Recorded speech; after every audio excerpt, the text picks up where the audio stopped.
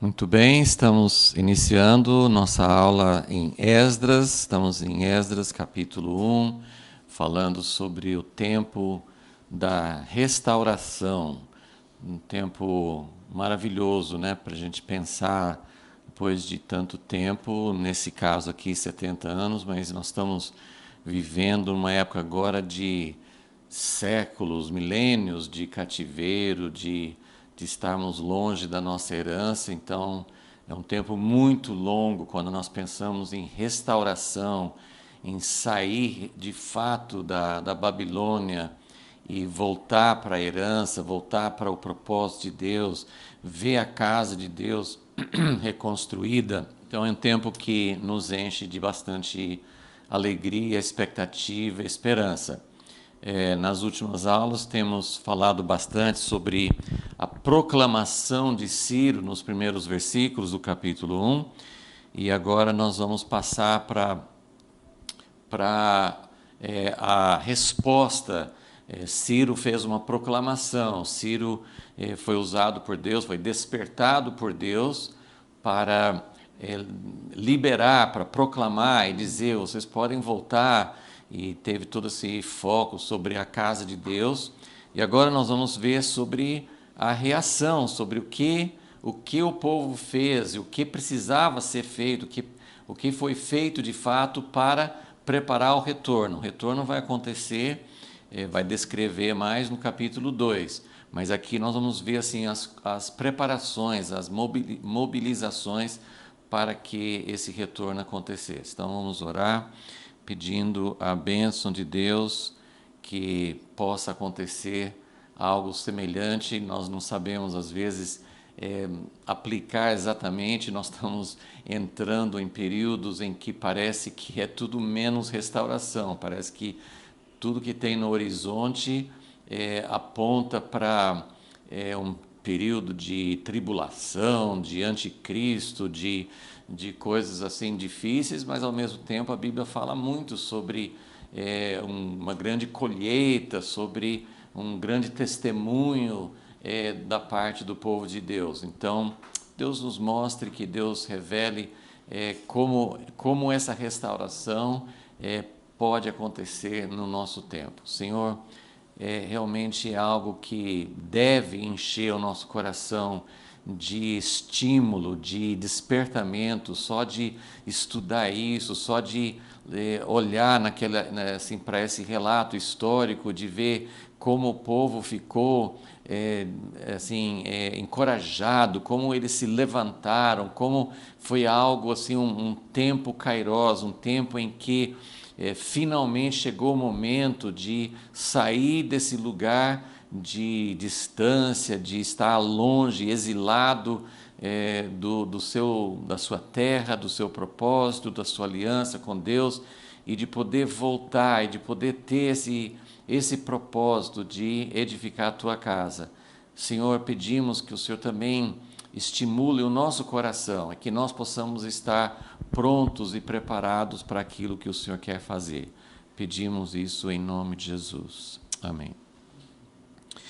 Então, só pegando a continuação da nossa última aula, que falamos sobre o remanescente. Essa folha aqui é da última aula, e falamos sobre o remanescente. Remanescente já indica que são poucos em relação ao grupo original, mas ainda falamos sobre um pequeno remanescente. Então a ideia que vimos é que Deus trabalha através de juízo, ou disciplina, ou assim, é um processo normal de reduzir. Lembrando a história de Gideão, como ele tinha um exército de 32 mil homens, e Deus foi reduzindo até chegar a apenas 300 homens. Esse processo, eu só queria também fazer uma aplicação individual, porque a ideia, a alegoria principal se refere ao povo de Deus como um todo. Então, Deus tem uma nação, ele tem um povo escolhido. Esse povo escolhido, na verdade, é um instrumento que Deus quer usar para alcançar todas as nações. Então, nós temos toda a humanidade que Deus quer alcançar. Não serão todos alcançados, mas o objetivo de Deus é alcançar todas as famílias, todas as nações da terra. Então, você tem toda a humanidade, mas antes Deus trabalha com uma pequena nação, mas dentro dessa pequena nação, Deus vai reduzindo, não porque Ele não quer toda a nação, não porque os 32 mil homens de Gideão não fizessem mais parte do povo de Deus, Deus estava excluindo, recusando, rejeitando. Não, Deus reduziu o número de 32 mil para 300 porque Ele queria usar um povo que realmente pudesse, um número reduzido, que pudesse verdadeiramente ser um instrumento de Deus para trazer vitória para o povo de Deus. E a ideia, na sua amplitude, é trazer vitória para todos, de todas as nações, de todas as famílias da terra, aqueles que vão aceitar o convite e fazer parte do reino de Deus. Então, essa ideia de reduzir para depois ampliar, de todas as famílias da terra, Deus escolheu Abraão, Deus escolheu a descendência de Abraão. Quando Jesus veio, Ele começou a trabalhar com 12 homens dentro de toda a nação de Israel. Então, Deus tem esse método de reduzir para depois ampliar. No dia de Pentecoste, Deus começou a ampliar, porque com 12 homens, mas aí tinha 120 no cenáculo, então, daquele grupinho de 120, 3 mil pessoas aceitaram, outro dia foram 5 mil, então Deus foi ampliando, mas antes Ele precisava de um número pequeno. E eu só queria também fazer essa mesma analogia na nossa vida individual.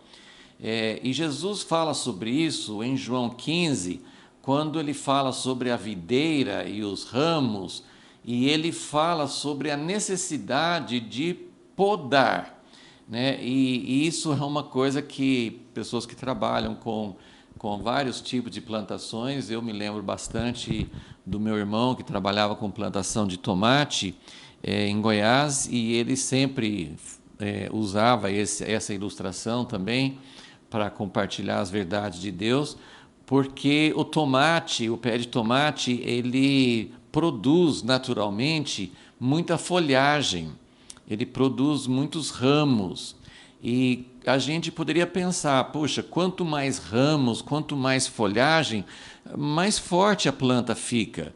Então você tem a parreira, a videira é a mesma coisa, ela produz muita folhagem.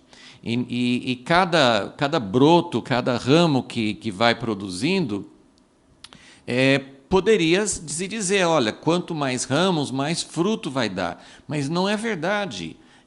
A planta, o pé de tomate ou a videira, que tem muitos ramos, não produz quase nada de fruto, e aquilo que produz fica muito pequeno, muito sem vitalidade, sem tamanho, sem doçura, então fica uma coisa muito incompleta, dá pouco fruto e o fruto não é bom. Então, Jesus dá esse exemplo, faz essa alegoria em João 15, falando assim que os ramos que não produzem fruto precisam ser cortados. E quem já viu plantação de uva sabe que assim depois de dar o fruto, depois de colher, sempre tem uma poda, e uma poda radical. Parece que até assim aquela planta fica reduzida a quase nada. Mas essa poda é exatamente a chave para que dê mais fruto. Se não houver aquela poda, ela não vai dar fruto. Então, isso vale coletivamente, uma igreja, um povo que tem muitos projetos, que anda em muitas direções ao mesmo tempo, não vai dar muito fruto. E isso vale também na vida individual, porque na nossa vida a gente tem uma tendência de acumular, de ajuntar. Essa ideia assim de produzir muitos ramos. Então, eu tenho muitos projetos, eu tenho muitas atividades. As pessoas que trabalham em empresas e assim vários tipos de atividade que tem seu próprio negócio. Quanto mais ocupado, quanto mais cheio de atividade, parece que mais produtivo você é. E, na verdade, é o contrário, porque se você se dividir entre muitos objetivos, você acaba não fazendo nenhum como deve ser feito. E a maneira de Deus é realmente cortar aquilo que não faz parte, aquilo que vai desviar o fluxo da vida, a seiva, para propósitos que não fazem parte do reino. Então, existe um processo muitas vezes doloroso. Quando a gente lê sobre remanescente na Bíblia, sempre é um processo difícil, né? Como nós vimos aqui, disciplina, juízo, aí deixa um remanescente, mas daquele remanescente vai cortando, e parece que quando você pensa, não, Deus já cortou, não, ele vem e corta mais. É mais ou menos isso que descreve em Isaías 6, que ele fala assim que vai cortar, mas depois, quando pensa que está crescendo de novo, vai cortar mais ainda, porque Deus quer realmente que nós possamos dar fruto, e dar fruto para o reino de Deus, não um monte de folhagem, um monte de coisas que a gente pode pensar assim, puxa, olha, minha planta está bonita, está formosa, mas não produz um fruto verdadeiro. Então, é só essa conexão com essa ideia de remanescente. Ela tem uma aplicação coletiva para o povo de Deus, mas tem uma aplicação na nossa vida individual. Quanto mais Deus apura, quanto mais Deus reduz para aquilo que é realmente necessário, às vezes, quem conhece, eu sempre falo do livro A Patrola de Deus, que foi um marco na minha vida, e é uma coisa que você sempre volta, porque não é um processo único. Então, assim como plantas que vão dar vários anos, né? A mesma videira, ela dá fruto vários anos, mas cada ano tem poda, cada ano tem que reduzir. E quando reduz, parece que cortou tudo. Só fica assim uns toquinhos, parece que fica assim, matou a planta. Não, reduziu tudo aquilo que é desnecessário ou que precisa ser feito para que surja uma vida genuína, não uma coisa que só aparenta beleza, aparenta atividade, mas que realmente não tem o fruto para o reino de Deus. Ok, então agora nós já vimos assim, então, no capítulo 1 de Esdras, os versículos 2, 3 e 4 são a proclamação de Ciro. Vimos que ele faz menção 4 vezes, nesses 3 versículos, 4 vezes ele fala da casa de Deus, ele fala que esse Deus está em Jerusalém, então não é uma casa que você faz em qualquer lugar. Hoje não é essa questão geográfica, mas existe uma posição, existe um lugar. A gente, em vários momentos no nosso estudo sistemático, temos falado da simbologia, do significado de Jerusalém. Jerusalém é realmente assim uma história fascinante. Quando você vai para Jerusalém, você sente que existe algo diferente lá. Existe um cumprimento literal. Nós cremos que Jesus vai reinar literalmente em Jerusalém, mas Jerusalém também tem um significado espiritual. Então, quando Deus estabeleceu que houvesse um lugar, não qualquer lugar, você faz um culto, cada um faz do seu jeito, Hoje nós temos essa confusão religiosa dentro do cristianismo, tem tantos ramos, tantas histórias, tradições, correntes diferentes, assim, é assustador, né? Porque a gente pode classificar em igreja católica, ortodoxa, protestantes tradicionais, igrejas mais pentecostais, assim, mas a subdivisão é assustadora, assim, é uma coisa assim inimaginável. Tem pessoas que falam que existem 30 mil denominações, mas deve ter muito mais, porque cada esquina tem uma igreja que não é ligada a ninguém, simplesmente alguém abriu um salão e aí vira mais uma igreja. E a gente sabe que esses nomes não são importantes, para Deus existe uma igreja só, mas a ideia assim de que a Jerusalém representa o oposto a essa ideia assim de que em cada lugar, essa era a ideia que Deus estava proibindo. Assim, não é assim, cada cidade, cada lugar, você vai fazer um altar do seu jeito, você vai adorar do seu jeito, não. Tinha um lugar. Quando Moisés falou sobre isso, em Deuteronômio 12, nem tinha Jerusalém ainda, né? Eles não tinham entrado na terra, então não tem nenhum nome. Mas ele fala, quando vocês entrarem na terra, vai ter um lugar. Deus vai escolher um lugar. E olha como Ciro, como a gente já falou, ele, bem provavelmente, com certeza, ele não tinha nenhuma revelação, nós não podemos ter certeza disso, mas a probabilidade é que Ciro não estava dizendo aqui o único Deus verdadeiro é esse Deus, e o único lugar que pode adorar. Ele estava dando liberdade para o povo de Israel, como ele dava para outros povos e outras religiões, e ele reconhecia outros deuses e outros povos. Mas o que ele fala aqui é muito significativo. A forma como essa palavra veio, ela é uma palavra muito profética, porque ele diz, no versículo 3, o Deus que habita em Jerusalém. Então, ele estava sendo movido por Deus, Deus que agiu soberanamente na história, ele estava movendo Ciro para dizer, vocês podem voltar para Israel, para a sua terra, mas não só para que vocês possam ter liberdade, viver nas suas propriedades, vocês têm uma missão.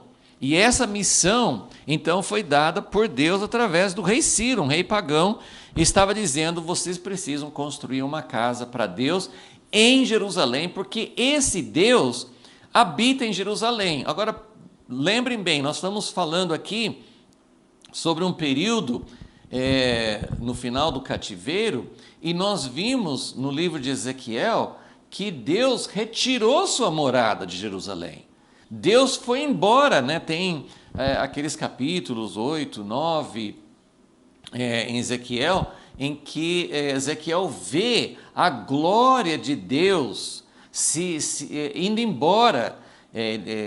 Ezequiel já estava no cativeiro, mas Deus mostrou em visão como a presença de Deus estava indo embora. Nesse momento da visão, o templo não tinha sido destruído ainda, mas Deus estava indo embora. Deus abandonou aquele lugar, mas ele abandonou temporariamente, porque o propósito dele não mudou. Então, Ciro está dizendo, por inspiração de Deus, ele está dizendo, vocês vão voltar para Jerusalém, porque Deus mora lá. Isso significa que, eu vou só fazer um paralelo aqui, a igreja hoje, essa igreja que existe, como eu falei, dividida, e não é só a questão das divisões, a nossa base, eu não estou falando sobre uma igreja ou outra, estou falando sobre todos nós. Nós estamos no cativeiro. Deus retirou a sua morada daquele lugar. Deus não abandonou o seu povo, Deus ouve nossas orações, Deus salva, Deus cura, Deus faz milagres, Deus Deus visita, Deus habita conosco pelo Espírito Santo, mas isso numa medida muito distante daquilo que Deus queria. Então, nós precisamos reconhecer que estamos no cativeiro, que a casa de Deus, nesse lugar de Jerusalém, essa posição de Jerusalém, isso que Jerusalém representa, que é a base da unidade, como é que nós vamos concordar sobre doutrinas, como é que nós vamos concordar sobre liturgias, práticas, maneiras de adorar? Com a globalização, tem muita coisa que as pessoas estão em igrejas diferentes, mas cantam às vezes as mesmas músicas, o estilo de louvor não é igual para todos, né? Mas existe muita padronização por causa de internet, por causa da maneira como tem comunicação, mas a nossa base ela é totalmente desunida, né? Nós não estamos nesse lugar que Deus projetou, mas isso não significa que Deus abandonou sua ideia. Isso não significa que Deus desistiu. O que Deus está falando por meio da boca de um rei pagão é que Deus tem o nome dele lá em Jerusalém, e se quiser fazer uma casa para ele, tem que voltar para lá, tem que sair do cativeiro, tem que se dispor, se mobilizar e ir para o lugar certo. Então, esse é o chamado, essa é a convocação, né, que nós vimos com essa proclamação de Ciro. Então, estamos aqui no versículo 5. Então se levantaram os cabeças das famílias de Judá e Benjamim, e os sacerdotes e os levitas, com todos aqueles cujo espírito Deus despertou, para subirem a edificar a casa do Senhor, a qual está em Jerusalém.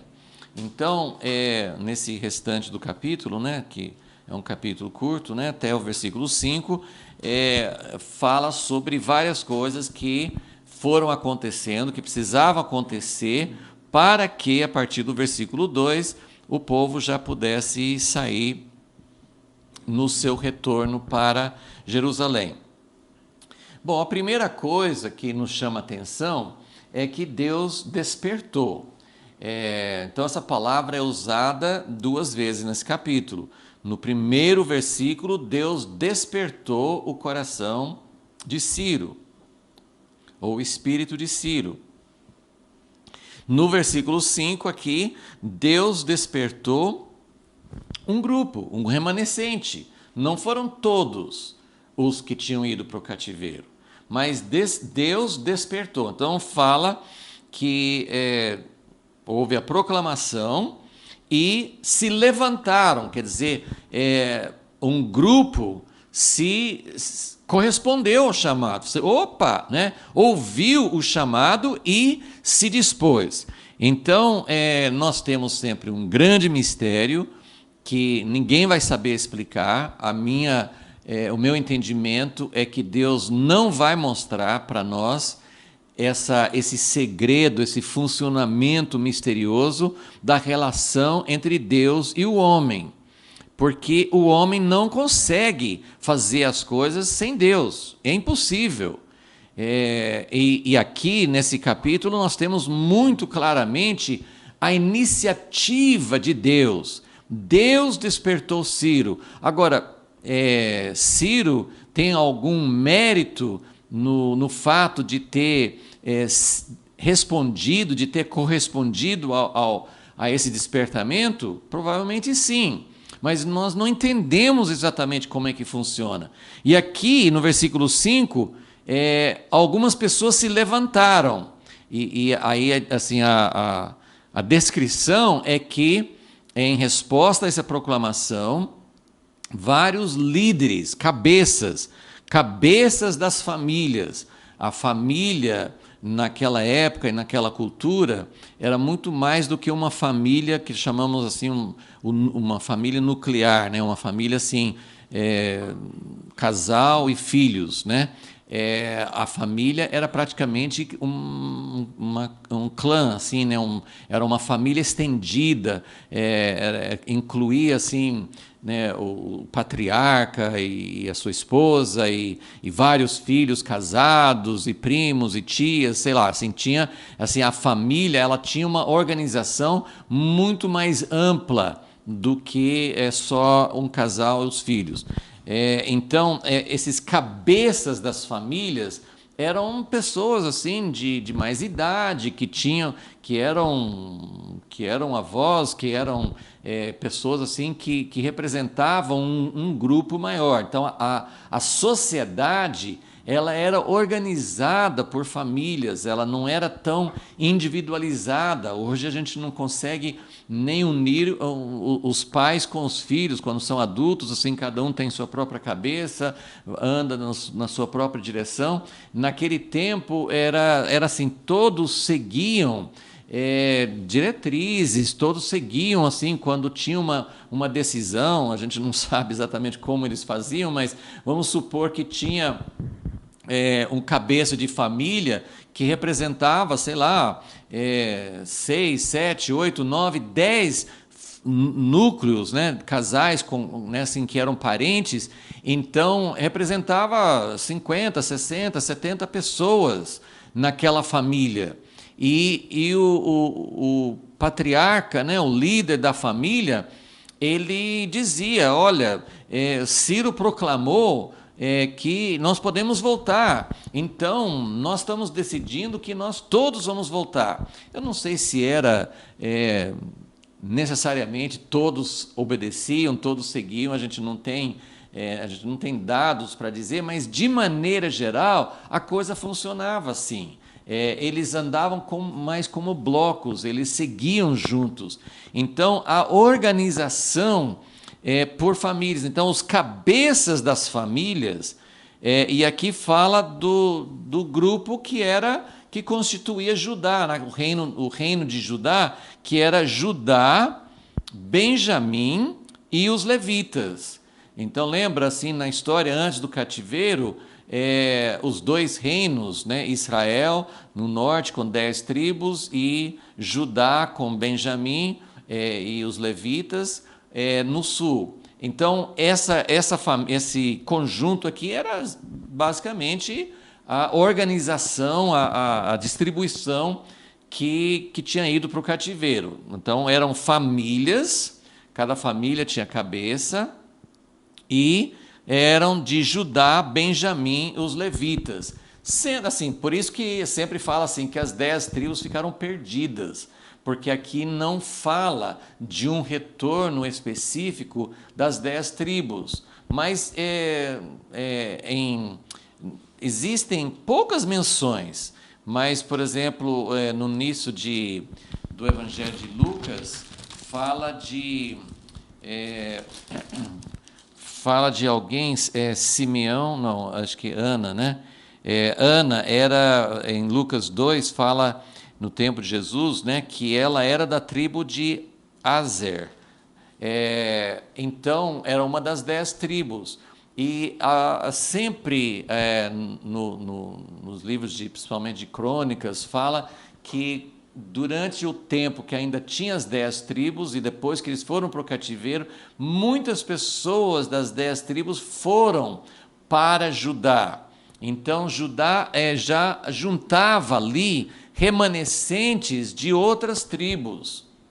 Então, mas assim, as tribos principais que eram representadas eram Judá, Benjamim e os levitas, ok? Mas, então, os cabeças de família se levantaram, essa foi a base da organização, isso foi a base de como aconteceu, né, esse grupo de remanescentes. Mas aí fala, com todos aqueles cujo espírito Deus despertou. Então, não saber assim, eu não acho assim, Deus foi escolhendo aleatoriamente, eu vou despertar esse, e outras pessoas Deus nem despertava. Será que Deus estava despertando, o Espírito Santo estava agindo, E algumas pessoas atenderam e outros não. Então, existe não é uma coisa que Deus está nos manipulando, nos puxando, como se nós fôssemos pequenos marionetes, assim, pequenos robozinhos. Ele está agindo. Nós não podemos fazer isso sem uma iniciativa de Deus.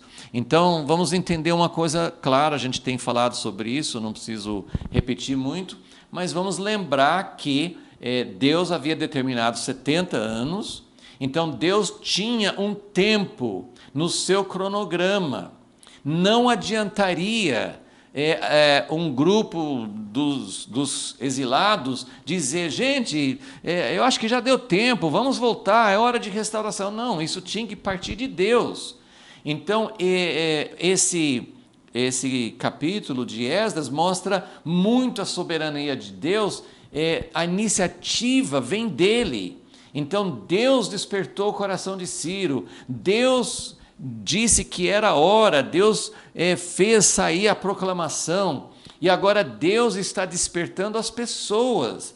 Deus não fez só assim, cutucando Ciro e liberando, sim, mas agora vamos ver quem vai sair. Não, o Espírito de Deus estava agindo e despertando. Agora, nós precisamos ter um coração atento. Então, e isso tem diferentes graus. Nem todo mundo tem um coração atento à escatologia, né, à cronologia do plano de Deus. Nem todo mundo está ligado. Daniel estava estudando. Quantas pessoas além de Daniel? Nós não sabemos, mas Daniel é um exemplo de alguém que ele não estava esperando Deus despertar. Ele tinha o coração continuamente despertado.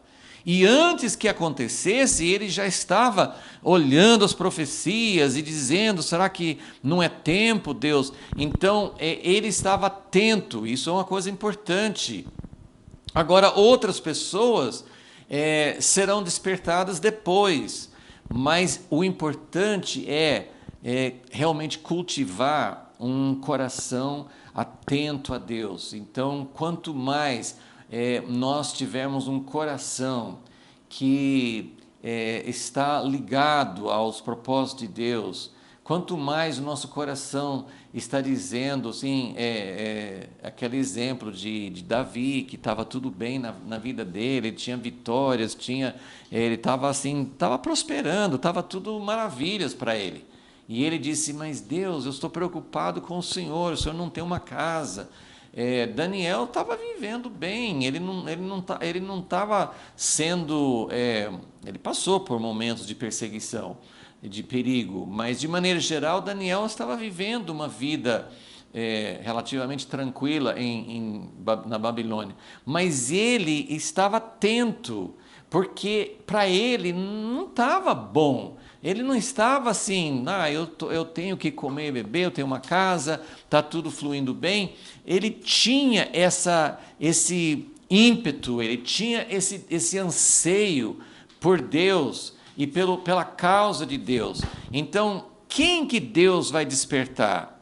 As pessoas que estão preocupadas, as pessoas que estão atentas, as pessoas que pensam, Deus, será que não é hora de Jesus voltar? Será que não é hora de acontecer o teu reino? O cativeiro, a tribulação, isso aumenta.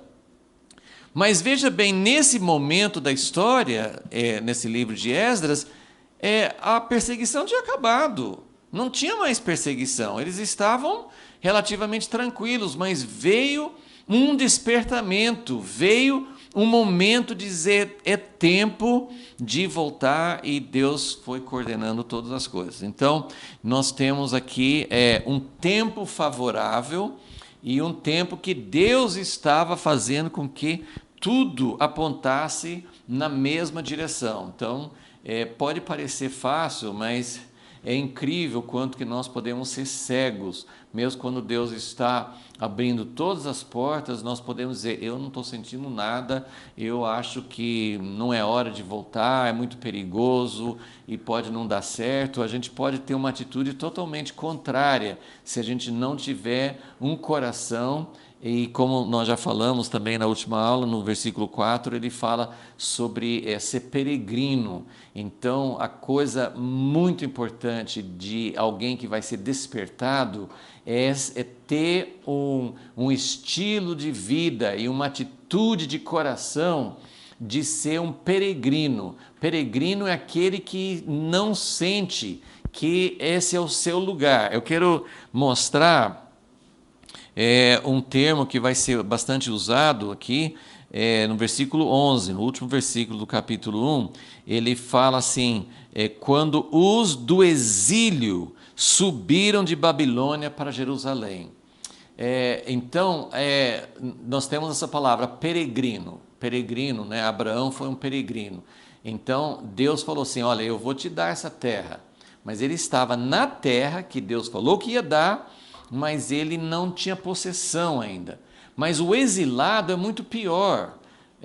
Tem aqueles, né, tem os que estavam na escravidão no Egito, isso é terrível, pior ainda, né? Você está na escravidão, mas o povo aqui, nesse tempo do início do retorno aqui, o povo, eles eram exilados. Quando você, né, tem muitos exemplos, né? Quando você sai, né, muitas pessoas do Brasil saem e vão ou temporariamente ou às vezes até permanentemente vão morar num outro país. Então é uma escolha, a pessoa vai trabalhar, estudar e talvez resolver até fixar residência permanente num outro país. Mas a pessoa que viveu, que nasceu e viveu um certo tempo, criança se adapta melhor, mas a pessoa que tem realmente raízes, né, por exemplo, no Brasil, pode viver o resto da vida. Eu lembro sempre do meu pai, que meu pai nunca retornou para a sua terra de origem. Depois que veio para o Brasil, ele morreu aqui e nunca retornou. Mas ele veio com 41 anos de idade e ele nunca se sentiu brasileiro, ele adotou, era o lugar, ele não voltou, mas ele se sentia um estrangeiro, ele não conseguia falar como brasileiro, não conseguia pensar como brasileiro, ele tinha outros aspectos. Eu estou querendo descrever a ideia de um exilado. Meu pai não era um exilado, ele veio aqui por direção de Deus. Mas pense, né, no tempo da ditadura, muitas pessoas que eram que se opunham ao governo ou que causavam algum problema eram exilados. E existem muitos exemplos disso na história.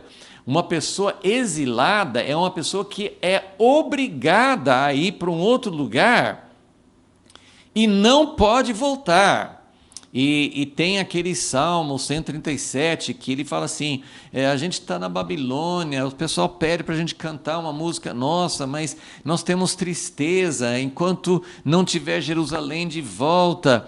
Então, um exilado, ele é uma pessoa que nunca se conforma, ele ama a sua terra de origem, e isso aqui não é uma questão de patriotismo, de nacionalidade. Isso aqui é para falar de uma aliança com Deus, de uma posição do reino de Deus. Todas as culturas, todas as raças serão aceitas igualmente no reino de Deus.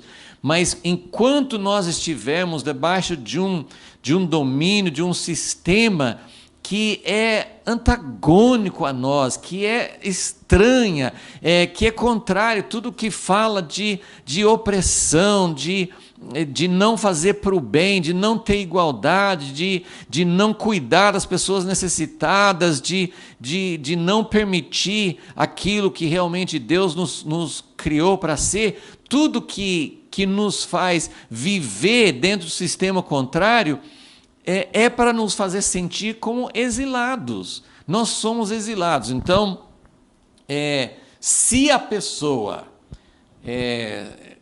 se assimila dentro de uma outra cultura e deixa de ter esse sentimento assim, eu estou longe da minha terra, eu estou longe daquilo que realmente faz parte da minha identidade, a pessoa não quer voltar, né? A pessoa se acomoda onde está. Os judeus, o povo judeu, eles têm uma longa história de estar fora da sua terra e muitos acabam até vivendo bem, mas eles não perdem, a maioria, né?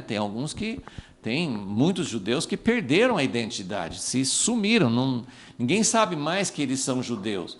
Mas muitos judeus mantiveram. Então, essa é a ideia que nós temos que ter também como cidadãos do reino de Deus. Nós somos exilados.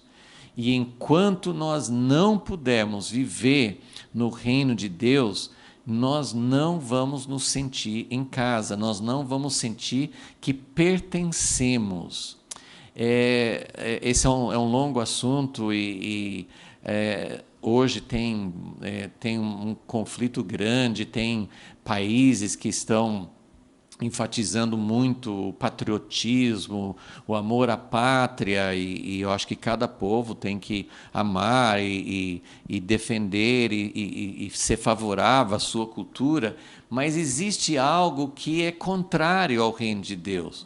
Porque se nós exaltamos a nossa nacionalidade, se nós lutamos em favor de algo que passa a ter uma prioridade, uma importância e uma identidade acima do reino de Deus, nós estamos deixando de ser exilados.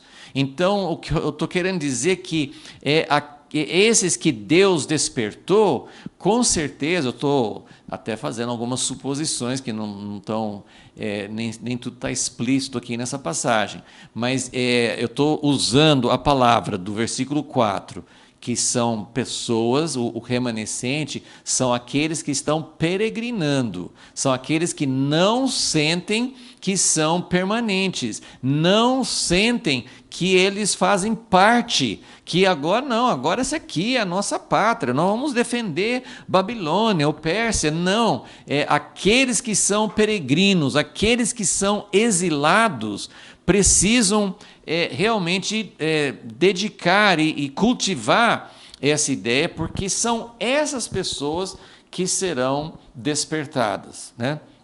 Então, existe uma grande iniciativa de Deus. Deus é dono dos tempos e das estações. Deus muda as estações. Existem muitas estações na vida de um povo, existem altos e baixos na economia, existem diferenças políticas, existem momentos no mundo e em países em que parece que tudo parece que contribui para uma certa tendência política. Então existem estações boas e estações ruins. Deus é quem muda os tempos e as estações. Mas nós precisamos ficar muito mais atentos. É muito bom quando você sente, poxa, nós estamos num período de crescimento da economia, tá muito bom para emprego, está muito bom, as pessoas estão conseguindo achar emprego e tal. Isso é bom, mas tem algo que é muito mais importante que isso. É isso que eu estou querendo dizer assim. Deus falou através de Jeremias, naquela carta famosa, né, que a gente está citando bastante, em Jeremias 29. Ele falou assim: vocês vão ficar muito tempo, então busque a paz da sua cidade, procure, ajude a crescer, ajude a prosperar, mas não para a gente fazer parte. Então, a lealdade a um patriotismo ou a uma identidade é sempre secundária. Nós somos exilados, nós pertencemos a uma outra identidade superior. E se isso não for muito claro no nosso coração, eu acho que o processo de despertamento vai ser muito mais difícil. Então, a ideia de ser um peregrino, ou a ideia de ser um exilado é aquele que nunca se conforma. Ele fala assim: eu quero poder voltar para o lugar onde eu pertenço. E eu quero dizer que o pertencimento, que é uma coisa muito boa, você falar assim, eu estou no meio do meu povo, eu estou no meio, assim, a gente tem muito assim, as coisas de, você gosta de estar, quem torce para um determinado time, gosta de estar no meio de outras pessoas que torcem pelo mesmo time, que aí você fica à vontade, você fala, você torce, você tem uma identidade.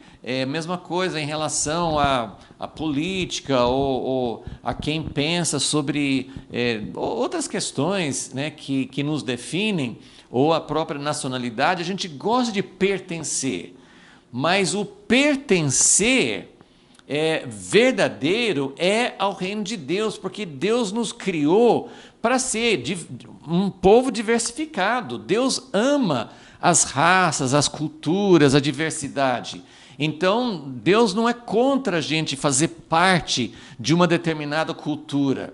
Só que todas as culturas e todas as contribuições fazem parte de um reino, e nós somos exilados enquanto nós não pudermos viver dentro desse reino, porque acima de qualquer cultura, acima de qualquer identidade, tem a questão da habitação de Deus, dos princípios que Deus estabeleceu para nós e dos princípios que vão trazer verdadeira liberdade. Deus preparou algo no reino dele que promove a nossa identidade, que promove a nossa vida. Nós vamos poder ser realmente aquilo que Deus planejou para nós. Então, esse é o despertamento e a organização por famílias. Então, claro que hoje não existe mais, pelo menos aqui, me parece que em lugares como o Afeganistão, eles ainda têm essas coisas de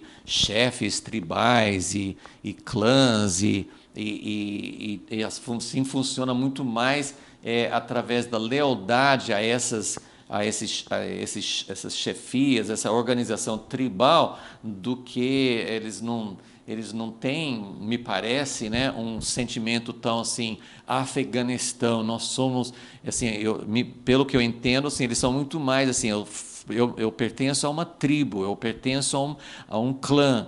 Então, isso para nós, a nossa cultura, não existe. Mas o que Deus está fazendo na igreja, o que Deus quer fazer, que existe muito pouco disso ainda, mas o que Deus quer fazer é realmente essa ligação por alianças, essa ligação por vínculos.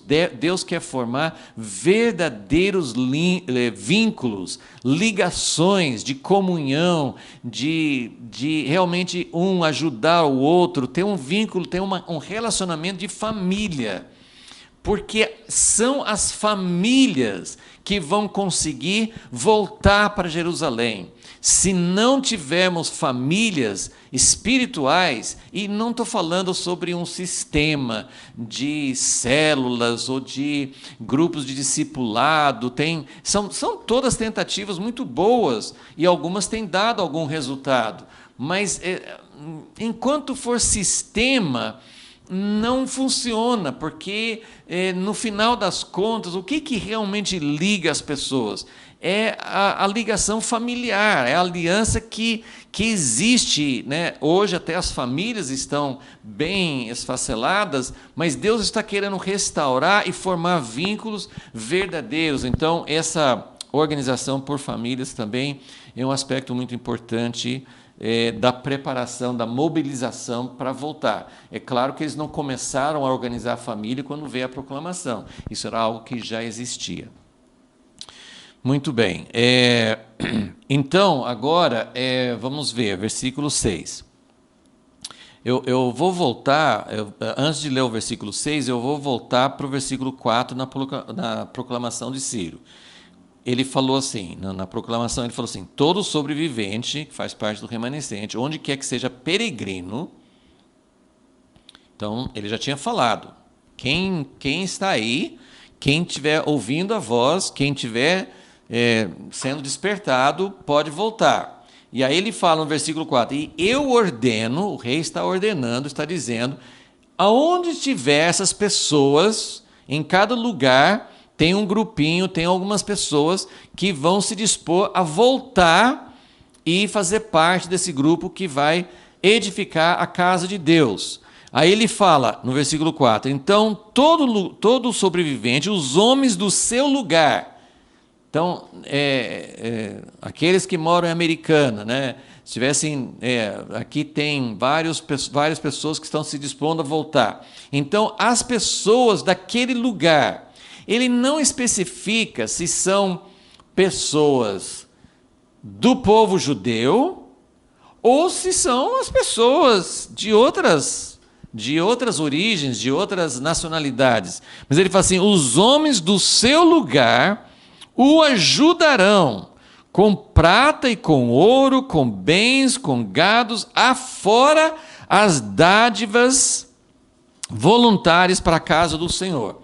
Então, Ciro estava abrindo a porta, claro que isso não ia ser uma coisa obrigatória, mas ele estava encorajando e ele estava abrindo o caminho para que tivesse pessoas sendo despertadas de duas maneiras. E isso é muito importante para entender, porque algumas pessoas vão ser chamadas como pioneiros, para voltar, para se levantar. Versículo 5, se levantaram, quer dizer, algumas pessoas falam assim, opa gente, então vamos fazer as malas, vamos embora. Outras pessoas, de acordo com Ciro, poderiam não voltar, mas ajudar quem estava voltando. Olha que interessante. Mas não seria uma ajuda simbólica, era uma ajuda substancial. Quem tiver, quem não vai voltar, os vizinhos, os amigos, as pessoas à sua volta, para pegar ouro. Quem tivesse ouro não ia dar ouro, né? Mas ele falou assim, para dar ouro, prata, gado, né, criação, para dar bens afora. Então, tinha dois destinos, dois tipos de oferta. Para ajudar as pessoas que vão voltar e para dar também uma oferta para a casa de Deus. Então você ajudaria o fulano, a família fulana que vai voltar. Então, olha, vocês vão precisar de dinheiro, vocês vão precisar de comida, vocês vão precisar de criação, vocês vão precisar de várias coisas para você voltar para lá e para você se estabelecer lá. Então, era para ajudar as pessoas que iriam voltar, mas fora você iria também dizer, assim, olha, isso aqui é para você, para ajudar você, sua família a voltar. Mas agora, isso aqui que eu estou te dando é uma oferta para a casa de Deus. Olha que interessante. Então, a gente imagina, talvez, que fossem mais os outros judeus que iam fazer isso. Mas não só. E isso nos faz lembrar de um outro período na história, o primeiro êxodo, em que, né, o povo de Israel saiu como eles eram escravos, né, eles foram libertos, as 10 pragas, a última praga da morte dos primogênitos e tal. E então Deus deu instrução para o povo. Eu vou até pegar esse aqui para ler, Êxodo capítulo 12. E ele falou com eles, ele falou assim, Êxodo 12, versículo 35 e 36. Fizeram, pois, os filhos de Israel conforme a palavra de Moisés. Moisés tinha falado assim, olha, peça aos seus vizinhos, os egípcios, não o povo, né, de Israel, peça joias de prata, joias de ouro, roupas. Eles pediram dos seus vizinhos, das pessoas que eram do Egito. E versículo 36. O Senhor deu ao povo graça aos olhos dos egípcios, de modo que estes lhes davam o que pediam. Assim despojaram. Eles pegaram um monte de coisas, né? Alguns falam que eles estavam pegando 400 anos de salários atrasados, né? Então, eles receberam graça aos olhos do povo. Então, é um outro período em que Deus estava dando essa graça. Então, no tempo do primeiro êxodo, Faraó deu a ordem depois da 10ª praga, mas ele deu a contragosto. Ele deu a ordem: saiam e saiam rápido. Dá a impressão que até o povo, os vizinhos, os egípcios que davam para o povo de Israel, ele falou assim: vá logo, porque se morrer o primogênito, vai acontecer coisas piores ainda. Então, vai embora logo. Se quer alguma coisa, toma aqui e fica com você. O importante é você ir embora. Aqui não. Ciro estava liberando voluntariamente. Eles não estavam sendo expulsos, não estavam sendo obrigados a sair, não eram escravos. Então era uma outra situação, mas há uma semelhança, porque eles também receberam, né? Versículo 6, então, no versículo 4, Ciro fala que é para fazer isso, e no versículo 6 é assim que acontece: todos os seus vizinhos os ajudaram com utensílios de prata, com ouro, com bens, com gados, com coisas preciosas. Coisas preciosas significa coisas de valor, coisas caras, coisas difíceis. Afora tudo que voluntariamente se deu. O que é voluntariamente? Eles deram isso também era voluntário, mas são essas duas finalidades. Eles davam para os que iam voltar e davam também para a casa de Deus. Então, é um tempo realmente favorável. A gente pode crer, se a gente tentar fazer isso, por nós, né, sem a iniciativa de Deus, a gente não consegue apoio oficial, né, de governantes. Não sei exatamente o que significaria esse apoio oficial hoje, assim, em relação ao povo, a nação de Israel no século XX, como a gente tem mencionado. Isso se cumpriu porque houve decisões da ONU e de governos liberando os judeus para voltar para sua terra. Então, eles contaram com liberação e muitas vezes com apoio.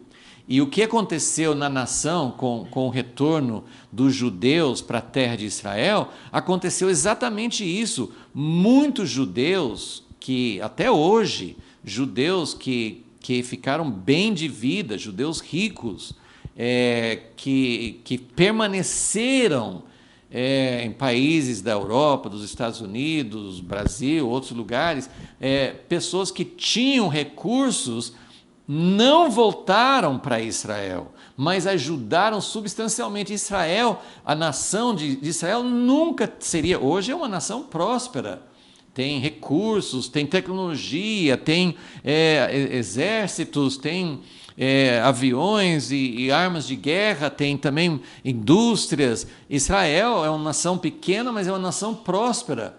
Mas como que eles conseguiram isso? Com muito trabalho duro. O povo que voltou para lá, a história dos kibbutz, das comunidades, enfrentaram oposição. Então, a história da restauração de Israel faz muito paralelo aqui com o livro de Esdras. Tem muitos paralelos. E muitas pessoas que ficaram nos seus países exilados, ajudaram com grandes quantias de ajuda financeira, além da ajuda de pessoas que não eram judeus. Tinha pessoas que ajudavam porque se interessavam. Hoje tem muitos cristãos. A igreja tem auxiliado muitas vezes, tem grandes organizações que ajudam aqueles que estão passando necessidade, porque Israel, apesar de ser uma nação próspera, Israel também, como a maioria das nações, e isso é uma característica hoje do nosso sistema falho, o sistema capitalista que produz prosperidade para alguns, mas deixa outros em estado de miséria. Então, Israel, eu não me lembro, eu já vi, mas eu não me lembro agora a porcentagem, mas Israel tem uma população pobre, tem uma população bem razoável, além da população palestina, que é perto ou dentro de Israel, que também sofre muito. Então, existem até hoje várias organizações pedem contribuições para ajudar sobreviventes do Holocausto, que obviamente hoje são só pessoas bem idosas, mas tem sobreviventes do Holocausto que vivem dependentes, eles não têm como sobreviver. Então, eu estou dizendo isso para... Esse aqui é o terceiro ponto aqui da preparação para o retorno, que era as contribuições.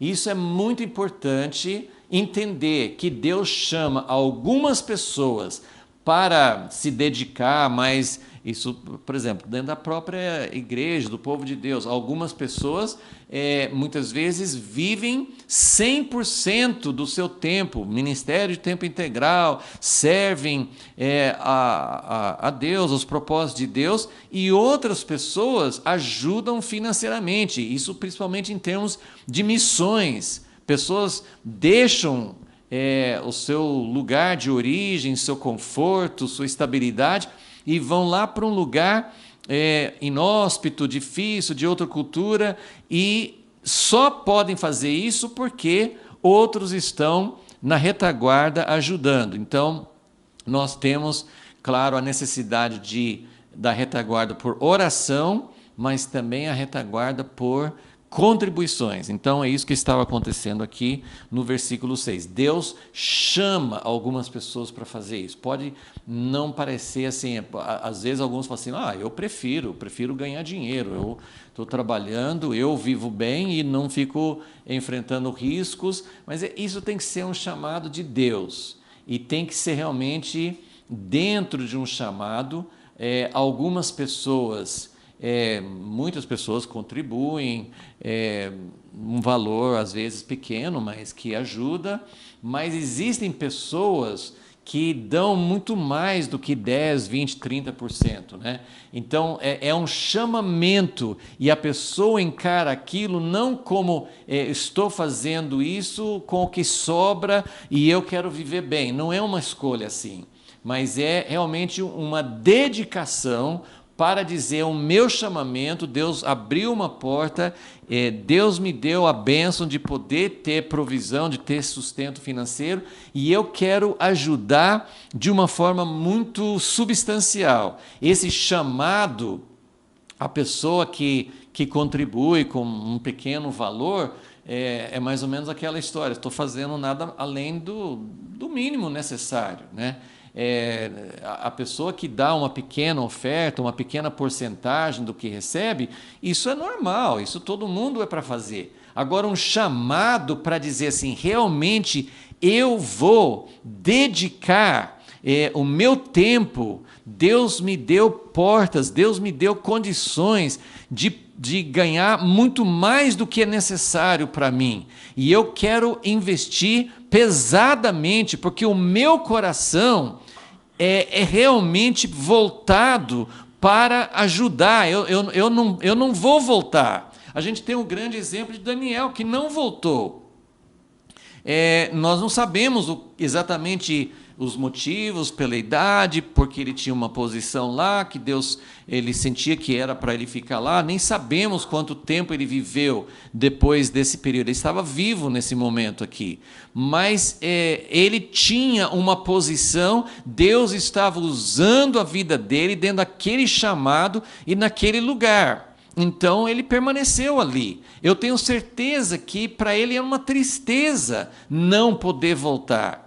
Então, eu só quero deixar assim, esse chamado de contribuir não é uma coisa assim, bom, para mim é melhor ficar, eu vou ficar na boa e os outros que vão enfrentar os perigos. Não, o coração daquele que contribui é tão fiel quanto aquele que vai. Então, assim, o coração, a dedicação, a disposição é a mesma, né? Então, a gente não deve se acomodar e dizer, não, eu sou daqueles que eu não vou para missões, eu não vou fazer isso, eu vou ficar na boa. Se isso é uma vida egocêntrica para o próprio prazer, isso não é chamado.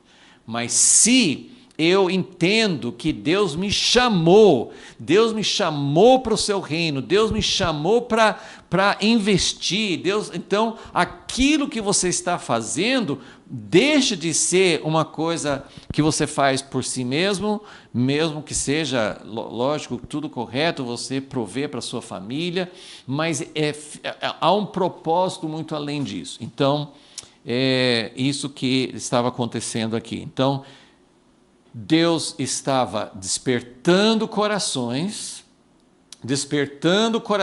para ir, despertando corações para aqueles que não iriam, mas queriam ajudar. Então Deus estava preparando, era um tempo favorável, um tempo que Deus estava movendo. E aqui tem mais uma coisa que acontece aqui, que vem do próprio Ciro. Isso é uma coisa que tem me despertado bastante assim, interesse. Tem coisas que a gente percebe que tem um grande significado, e isso vai continuar aparecendo aqui no livro de Esdras. Então vamos ler, vou falar sobre o assunto, e tem coisas assim que eu ainda não sei exatamente o que significa, mas eu sinto que tem algo precioso que Deus quer revelar aqui ainda. E é o seguinte, versículo 7.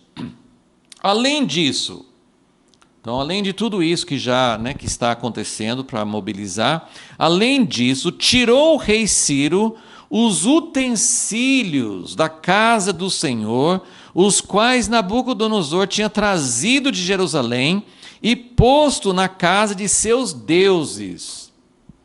Então, vamos lembrar, vamos pensar aqui um pouquinho. Primeiro, a ideia dos reis, dos imperadores que conquistavam outras nações, eles tinham Ciro está agindo de uma forma diferente, porque Ciro está liberando cada povo para ter seu próprio templo, para morar no seu próprio país, para seguir sua própria religião.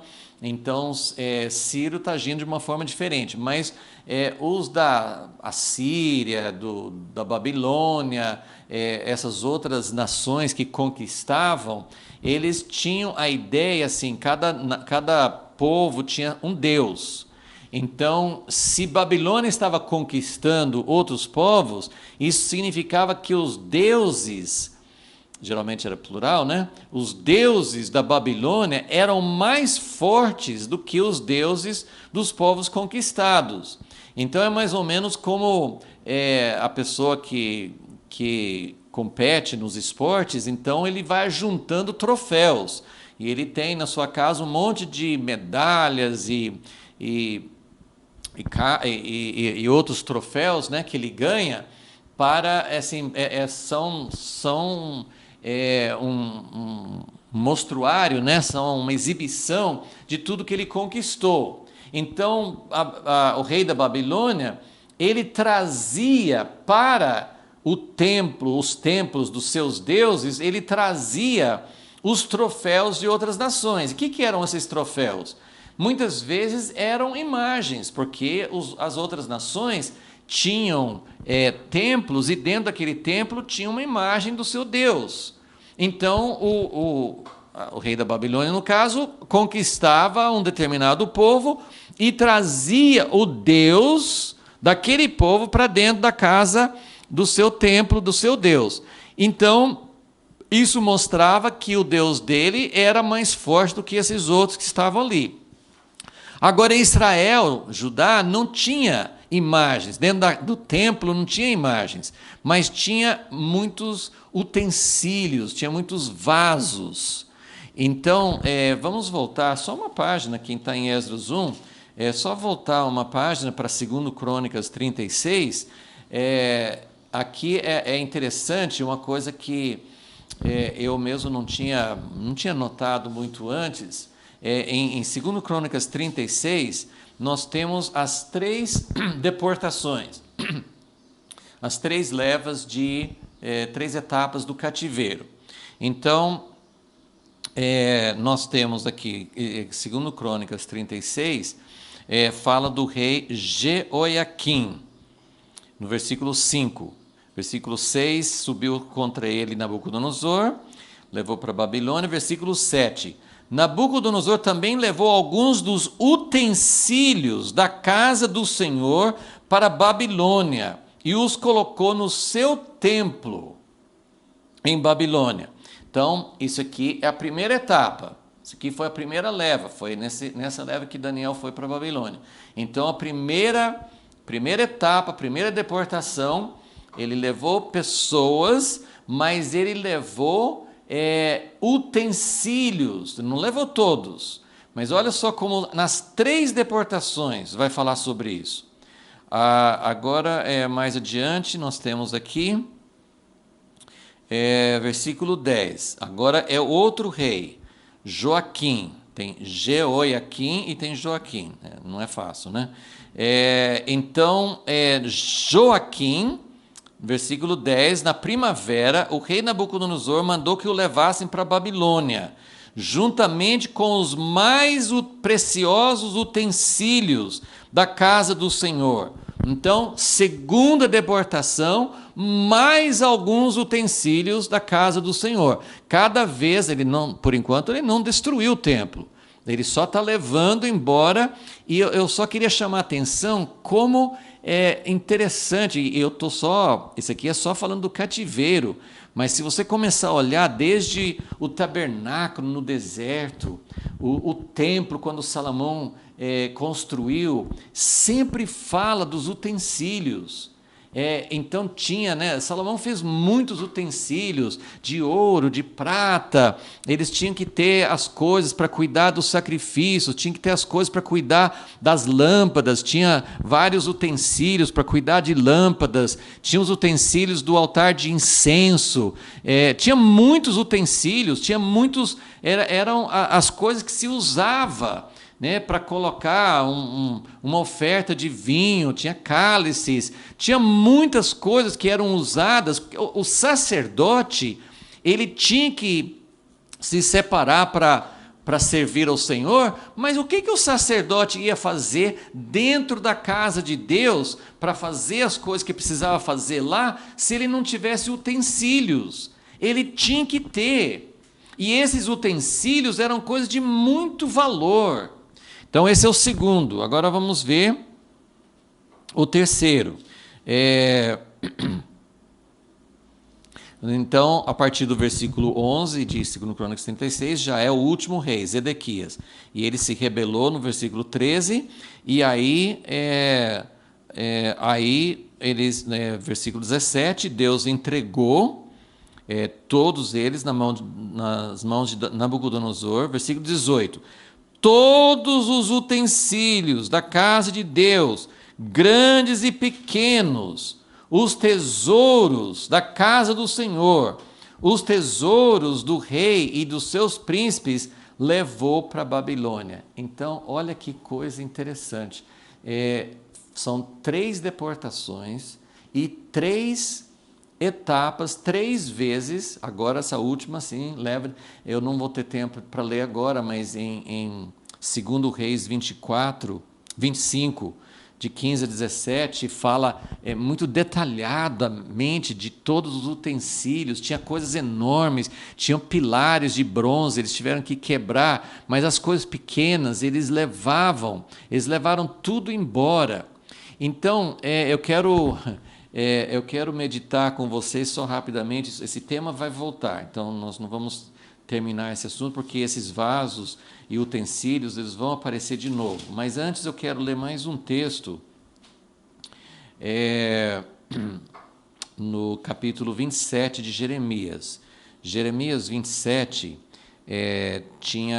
estava no meio desse tempo, não tinha acontecido a última deportação ainda.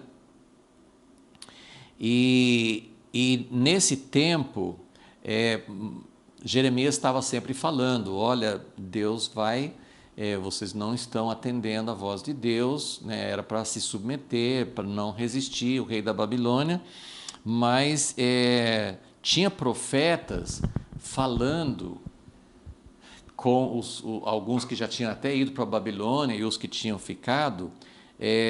Eles falavam assim, Jeremias 27, versículo 16. Assim diz o Senhor: não deis ouvidos às palavras dos vossos profetas. Esses eram profetas falsos. Não deis ouvidos às palavras dos vossos profetas que vos profetizam, dizendo: os utensílios da casa do Senhor cedo voltarão de Babilônia. Então, que momento que está acontecendo isso? Não tinha acontecido a última deportação, não tinha sido destruído o templo, mas alguns, como nós acabamos de ver, já tinha acontecido 2 deportações e 2 vezes tinha levado utensílios, coisas preciosas, coisas que Deus tinha mandado fazer, coisas separadas para o serviço de Deus tinham sido levadas. E os profetas estavam dizendo: olha, é impressionante como as pessoas podem ver que Deus não está cumprindo suas profecias. Deus já estava pesando a mão e mesmo assim os falsos profetas estavam dizendo: não se preocupem, vai dar tudo certo, até esses utensílios que o rei de Babilônia já levou, já vai voltar. Não era assim, ia ser pior ainda, ia acontecer uma terceira etapa pior. Então, versículo 17, não lhes deis ouvidos, servi ao Senhor e vivereis. E aí eu vou pular aqui, versículo 19, pois assim diz o Senhor Exércitos, acerca das colunas, do mar de bronze, das bases e dos restantes utensílios que ficaram na cidade. Eu quero que vocês vejam como assim Deus se importava com os utensílios. Isso é uma coisa interessante. Deus está fazendo... Olha, eles estão falando, os falsos profetas estão falando que os que já foram levados vão voltar. E Deus fala assim: não, os utensílios que ficaram vão ser levados também, né? Os quais Nabucodonosor levou, né? Versículo 20. Versículo 21. Sim, assim diz o Senhor dos Exércitos, o Deus de Israel, acerca dos utensílios que ficaram na casa do Senhor e na casa do rei de Judá, em Jerusalém, para a Babilônia serão levados. Agora olha só o que ele fala. E ali ficarão até o dia em que eu os tirar. Deus está falando assim: olha, vocês estão achando que já vai voltar? Não. O que ficou aqui, o que restou, vai ser levado. Mas vai ficar lá guardadinho, lá na Babilônia, e um dia vai voltar.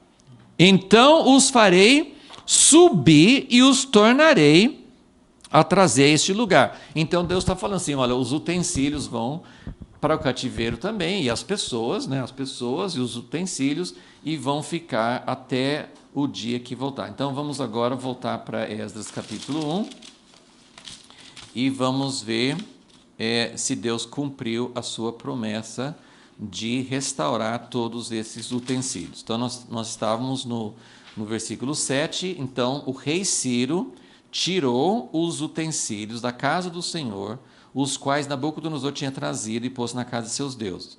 Versículo 8, Ciro, rei da Pérsia, tirou-os por intermédio de Mitredate, o tesoureiro, que os entregou contados.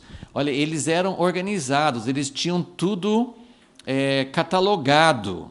Eles tinham um número, eles sabiam quais eram os utensílios que tinham sido levados de Jerusalém para a Babilônia. Então, ele pegou o tesoureiro e os entregou contados a Sespazar, príncipe de Judá. Este é o número deles: 30 bacias de ouro, 1000 bacias de prata, 29 facas, 30 taças de ouro, 410 taças de prata, 1000 outros utensílios. Agora, tem uma diferença numérica aqui, que esse total, eu não somei aqui, mas acho que dá 2.000 e alguma coisa, e então ele tem uma relação de tantos disso, tantos daquilo, mas tem muito mais além. todos os utensílios de ouro e de prata foram 5.400. A todos estes levou Sespazar quando os do exílio subiram de Babilônia para Jerusalém. Então, eu vou deixar meio em aberto esse assunto, mas eu quero só chamar a atenção para um fato de que Deus permitiu a destruição de Jerusalém, a destruição do templo, dos muros da cidade, palácio, etc. Mas assim, sempre a ideia que a gente tem, resumindo, é a cidade de Jerusalém e o templo. Mas Deus não abandonou, seriam reconstruídos. Deus permitiu que fosse tudo arrasado, tudo destruído.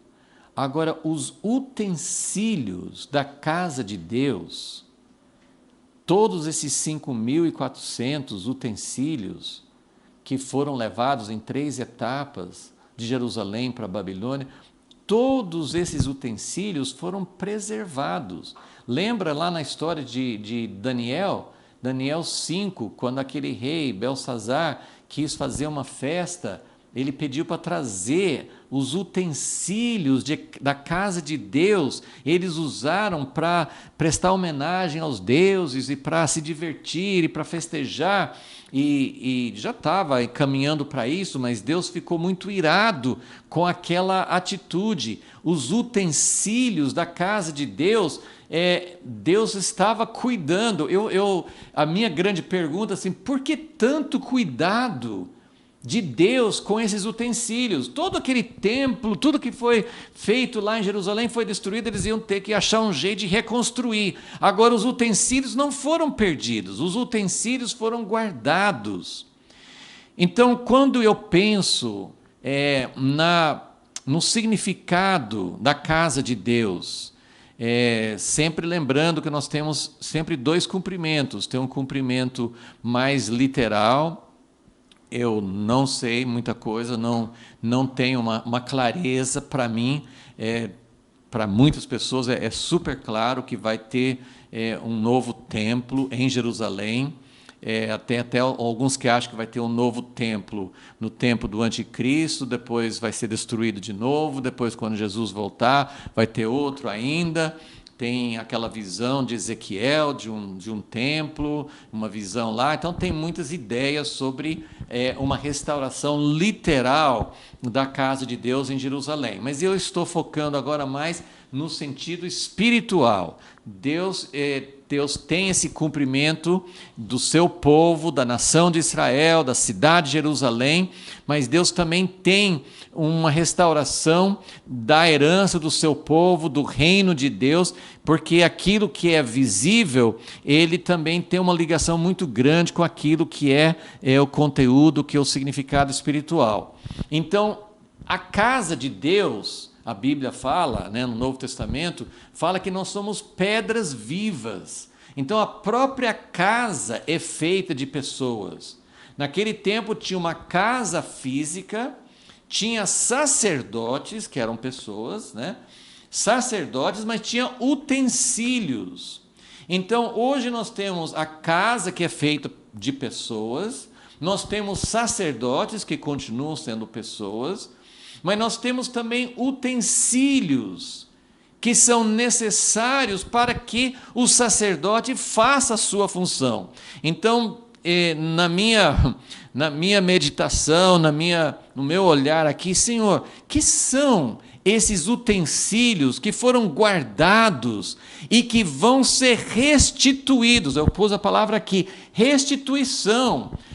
Ciro ajudou com recursos, Ciro foi generoso, mas esses utensílios ele não estava dando, assim, ele estava sendo correto, estava sendo generoso, mas ele estava devolvendo, porque esses utensílios eram da casa de Deus, não eram outros utensílios, eram os utensílios que tinham sido roubados, os utensílios que tinham sequestrados para a Babilônia. Então, Ciro está restituindo, isso é a ideia de restauração.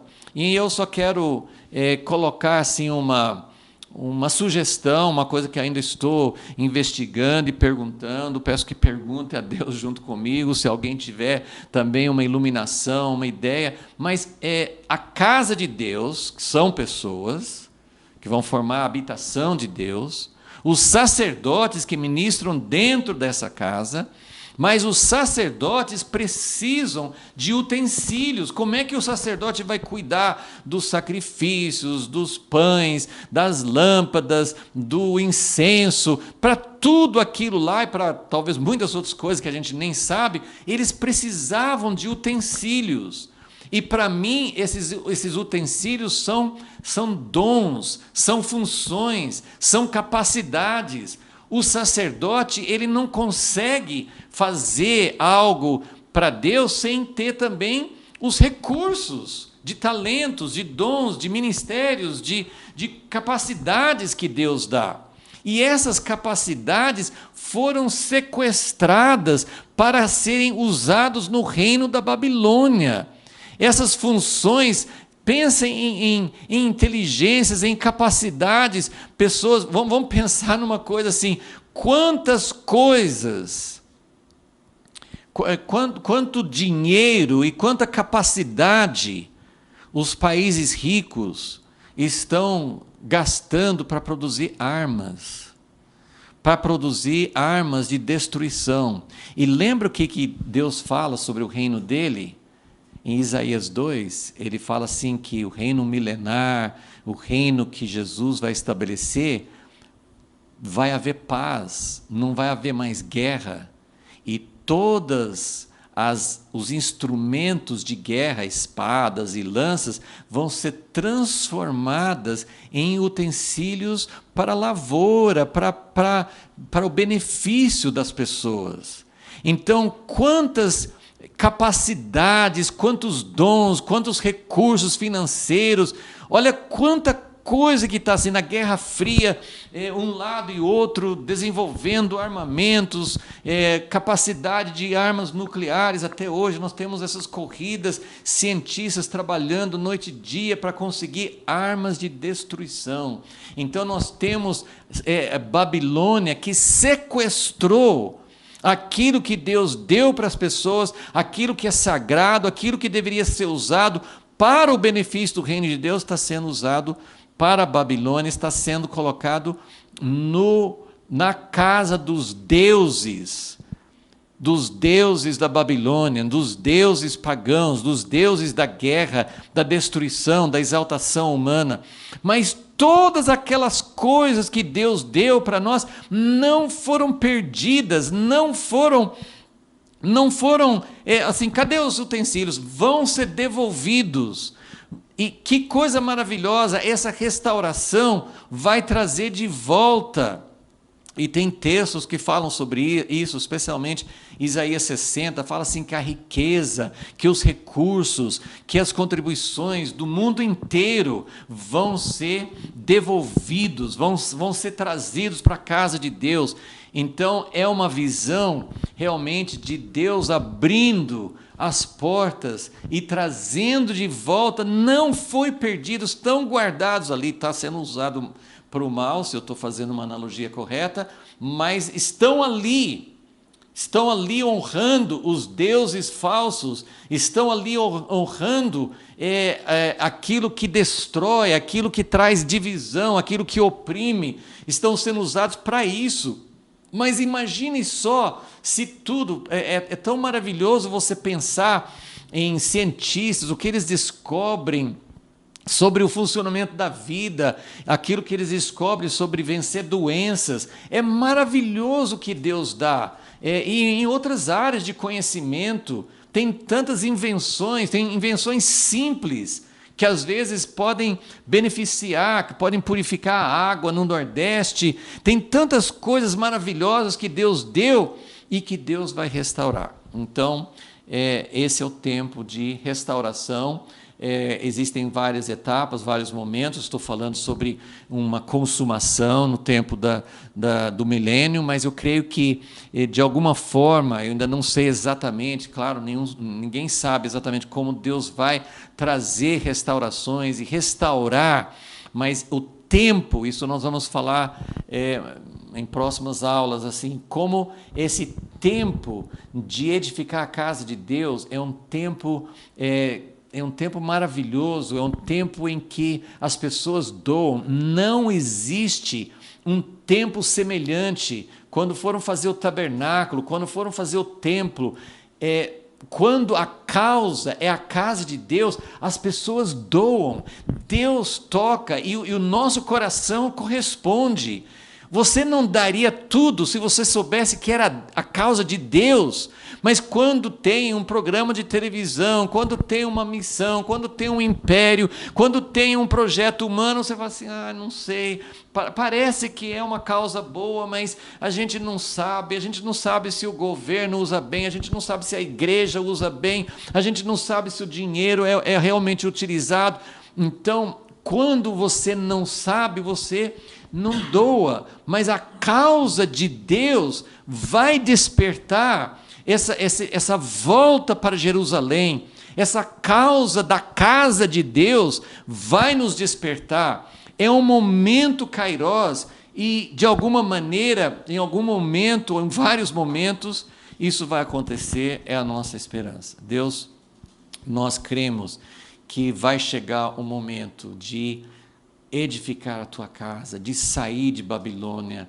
Nós temos coisas progressivas, nós temos coisas que vão acontecendo, sabemos que ainda não é um tempo de libertação total, mas mesmo agora, nós cremos que o Senhor tem algo no teu cronograma, no teu plano, e nós queremos nos envolver, queremos ser pessoas com os espíritos afinados contigo, prontos para ouvir quando chegar a hora. Se tem alguma coisa que o Senhor quer que aconteça agora, que nós tenhamos ouvidos, que nós tenhamos um espírito despertado por Ti. Desperta mesmo, Senhor, um remanescente, ainda que seja pequeno, mas para abrir o caminho e para que realmente haja uma casa para o Senhor habitar e para o Senhor trazer o Teu reino. Pedimos em nome de Jesus. Amém.